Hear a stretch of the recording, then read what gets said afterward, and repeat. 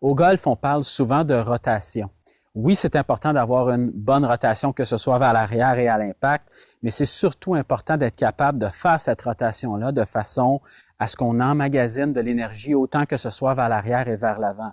Et lorsqu'on dit toujours que la puissance au golf vient des jambes et vient du sol, c'est exactement ce qu'on va travailler aujourd'hui.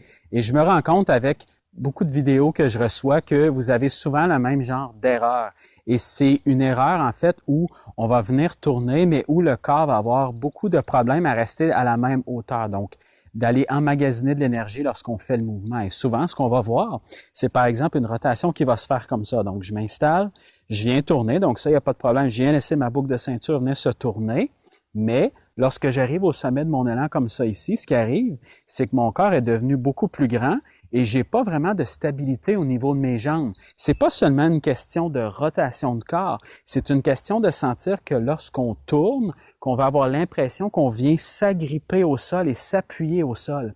Et si vous avez des problèmes avec le fait, par exemple, lorsque vous faites le mouvement vers l'arrière ou votre descente, si vous avez la sensation de vous relever, que ce soit vers l'arrière, lorsqu'on redescend et ensuite, lorsque vous arrivez à l'impact, que vous vous relevez complètement, mais c'est exactement ce concept-là, en fait, que vous ne maîtrisez pas nécessairement et c'est exactement ce qu'on va travailler ensemble aujourd'hui.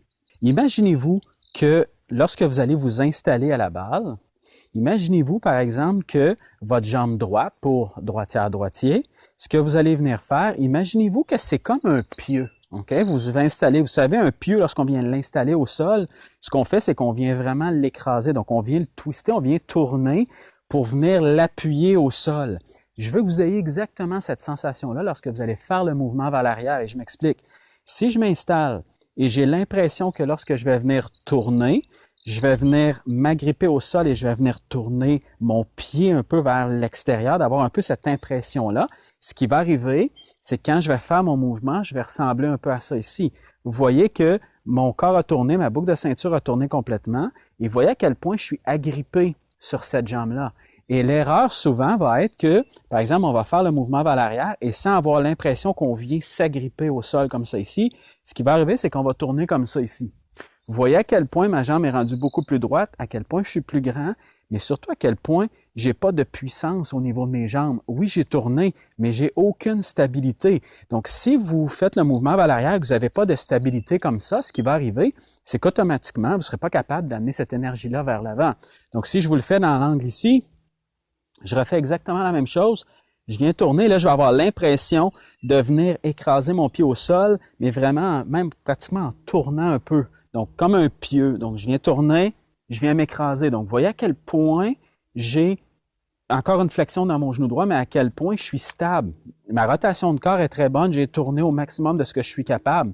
C'est d'empêcher, en fait, le mouvement de, si je m'installe comme ça ici, de tourner et de devenir plus grand. Vous voyez que mon énergie est allée vers le ciel présentement et pas allée vers le sol.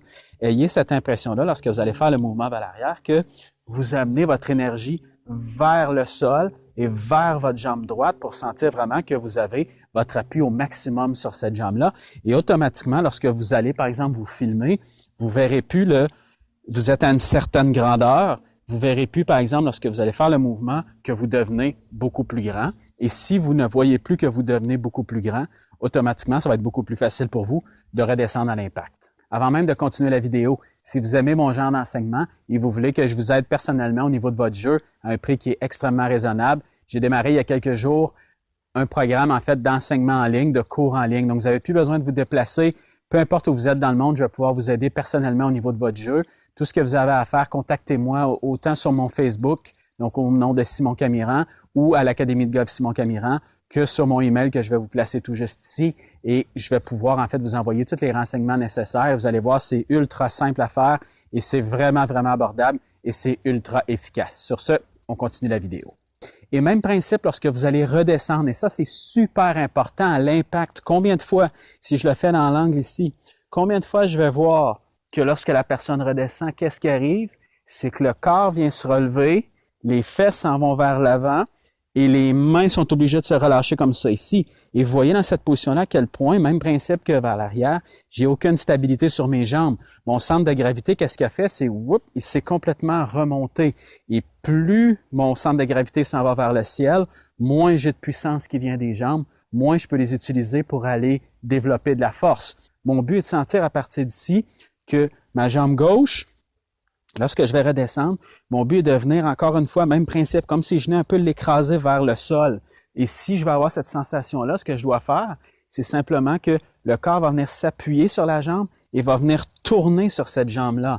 Et si je le fais de la bonne façon, ce qui va arriver, donc je fais mon mouvement vers l'arrière, j'ai senti ça ici, je redescends, je m'appuie sur ma jambe et je sens que je viens tourner sur cette jambe-là ici.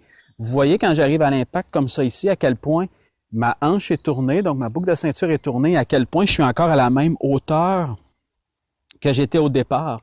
Comme je vous dis, souvent l'erreur qui va arriver, c'est qu'on arrive à l'impact et on a l'air un peu de ça ici. Vous voyez que je suis beaucoup plus grand, mes mains se sont relâchées, j'ai aucune puissance. Si vous voulez aller chercher votre puissance, imaginez-vous vos jambes comme étant deux pieux que vous venez écraser au sol.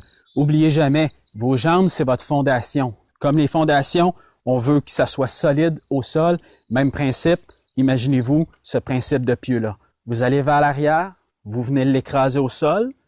Lorsque vous redescendez, ayez la sensation que votre but est encore une fois de transférer ça, d'amener ça sur votre jambe gauche, mais de sentir que vous venez tourner et vous venez écraser votre jambe vers le sol. Et automatiquement, vous allez voir que vous allez vraiment sentir l'énergie qui passe d'une jambe à l'autre et vous allez sentir que vous allez avoir beaucoup plus de puissance et beaucoup plus de vitesse. Et lorsque vous arrivez à la fin de votre mouvement, vous avez simplement à sentir que vous laissez tourner et là, vous pouvez vous relever complètement. Lorsque vous arrivez après l'impact ou même légèrement à l'impact, vous pouvez le sentir aussi, mais votre début de transition doit se faire en sentant que vous venez tourner le pied vers le sol. Je vous le fais dans cet angle-là ici. Donc, vous voulez sentir ça ici. Même principe, si je vous le fais comme ça, je vais vers l'arrière, je sens mon pied ici, je redescends. Même principe, je vais sentir ça au sol. Et automatiquement, ce que ça fait, c'est que ça vient me faire tourner, ça m'appuie au sol et ensuite, je peux simplement laisser le corps se relever.